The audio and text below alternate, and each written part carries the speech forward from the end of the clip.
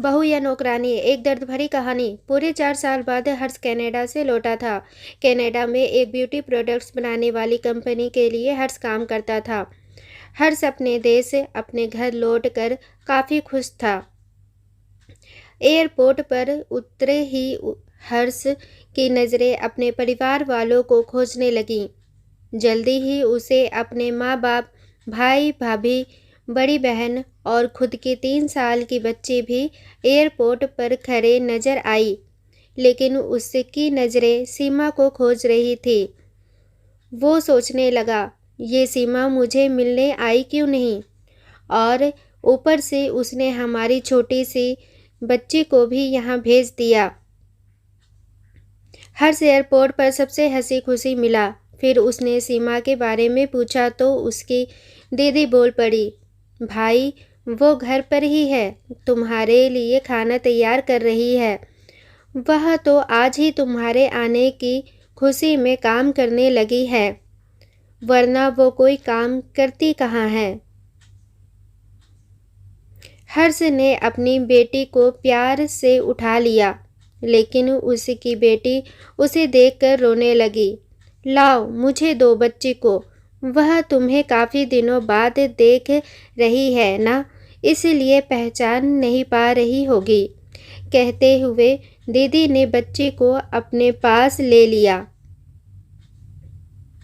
सभी टैक्सी में बैठकर अपने घर की तरफ रवाना हुए। हर्ष अपने परिवार से मिलकर खुश था, लेकिन ये बात कि सीमा उसे एयरपोर्ट पर मिलने नहीं आई उसे काफ़ी परेशान कर रही थी।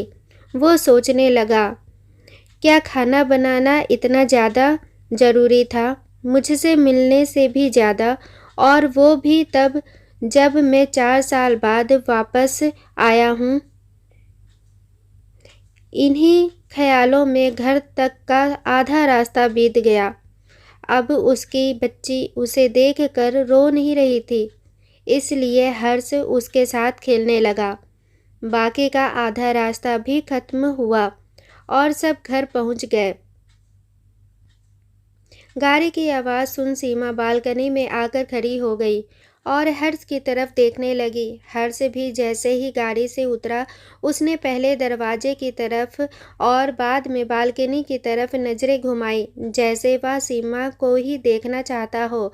हर्ष से नज़रें मिलते ही सीमा के चेहरे पर मुस्कान छलक पड़ी।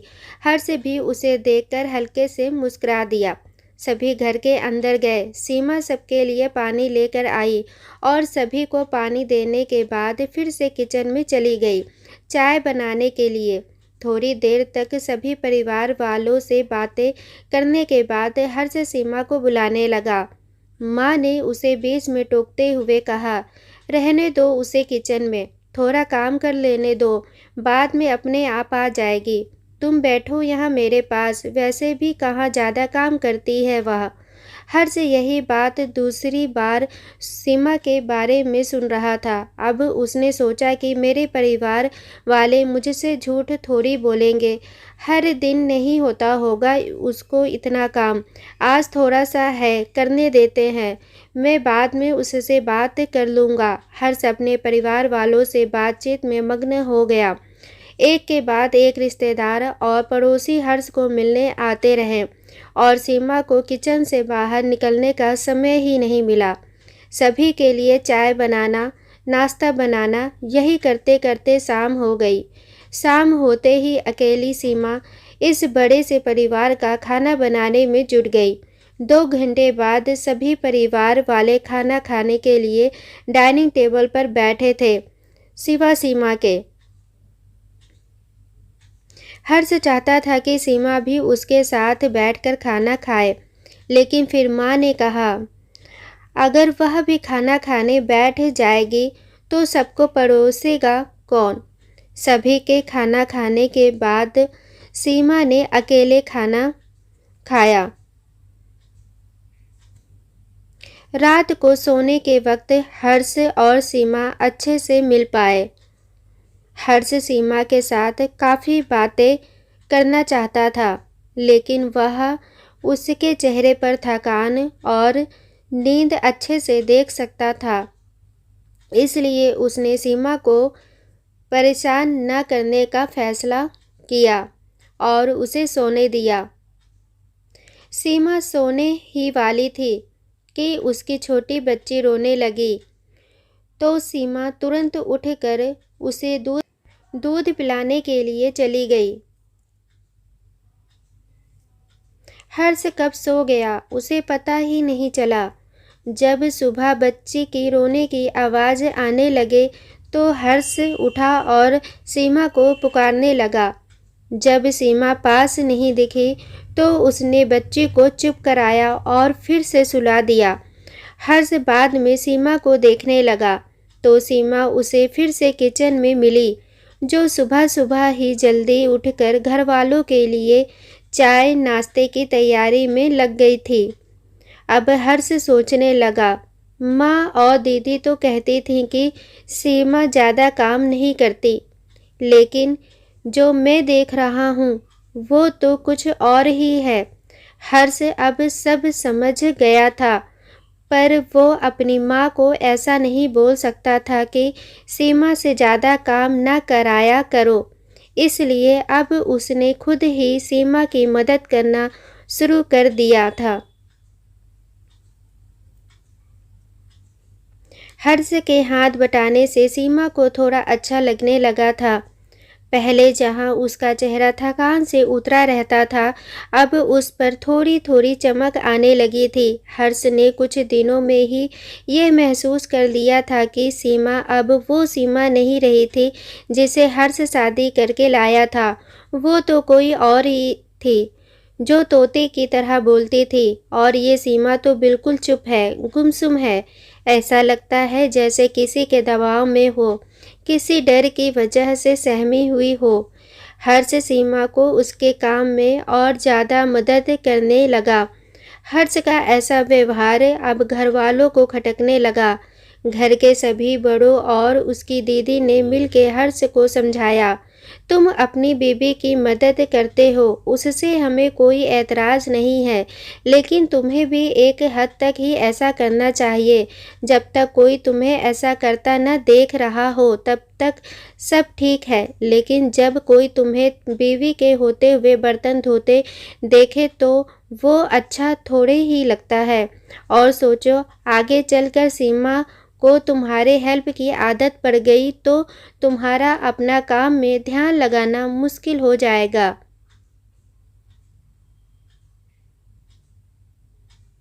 हर्ष हमेशा से ही अपने परिवार वालों की बात मानता आया था। जिस तरह से सबने हर्ष को समझाया था, हर्ष भी उनकी बातों में आ गया। अब हर्ष सीमा की मदद करने से कतराता था। कभी कभार वह बच्चे के लिए दूध गर्म कर लिया करता, उससे ज़्यादा कुछ नहीं। घर वालों ने हर्ष को विदेश जाने से मना कर दिया और कहा कि यहीं पर कुछ काम कर लो। हर्ष ने अब घर से ही ब्यूटी प्रोडक्ट्स ऑनलाइन बेचना शुरू कर दिए। उसका परिवार भी बढ़ गया। अब उसे 2 बेटियां और 1 बेटा था। दोनों बेटियां स्कूल जाने लगी थीं, लेकिन बेटा अभी भी छोटा था।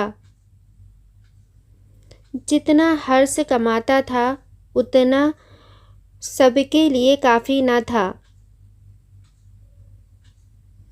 काफ़ी सोच विचार करने के बाद हर्ष ने यह फैसला किया कि वह अब सीमा के साथ शहर में जाकर रहेगा, जहाँ पर सीमा भी काम कर पाएगी और वह घर से ही अपने ब्यूटी प्रोडक्ट्स बेचना शुरू रखेगा। इस तरह से वे अपने पैसों की तंगी को पूरा करेंगे। परिवार वालों ने भी हर्ष को इजाज़त दे दी। हर्ष चाहता था कि माँ भी उसके साथ रहे, लेकिन माँ को शहर में आना मंजूर न था। माँ बड़े भाई के साथ रहने लगी। शहर में हर्ष घर से ही ऑनलाइन अपने प्रोडक्ट्स बेचता।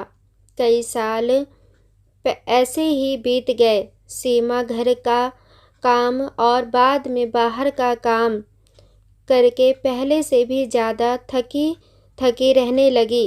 परिवार वालों की हर्ष के दिमाग में डाली बातें अभी भी उस पर असर करती थीं।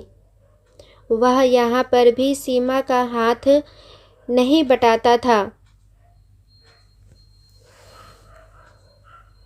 हर्ष अब दिन रात अपने प्रोडक्ट बेचने में ही मसरूफ़ रहता। कभी कभी सीमा उससे कहती कि मुझे अच्छा नहीं महसूस हो रहा है, मुझे डॉक्टर के पास ले चलो। वो हाँ कह देता, लेकिन अपने काम में इतना खो जाता कि कभी उसको डॉक्टर के पास ले ही नहीं जाता। सीमा तो बीमार थी, लेकिन एक बार हर्ष बहुत ज़्यादा बीमार हो गया।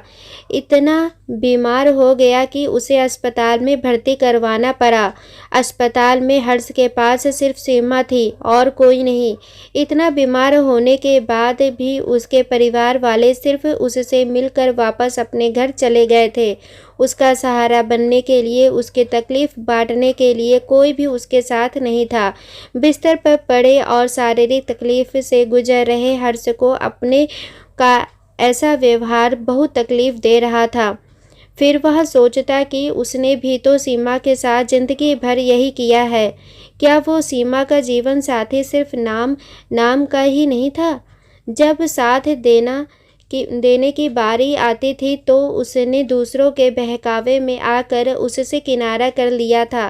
यहाँ तक कि सीमा के खुद अपने मुंह से कहने के बाद भी उसकी तकलीफ़ को वो नज़रअंदाज करता आया था। हर्ष को अब अपना दर्द सीमा के दर्द के आगे मामूली सा लगने लगा।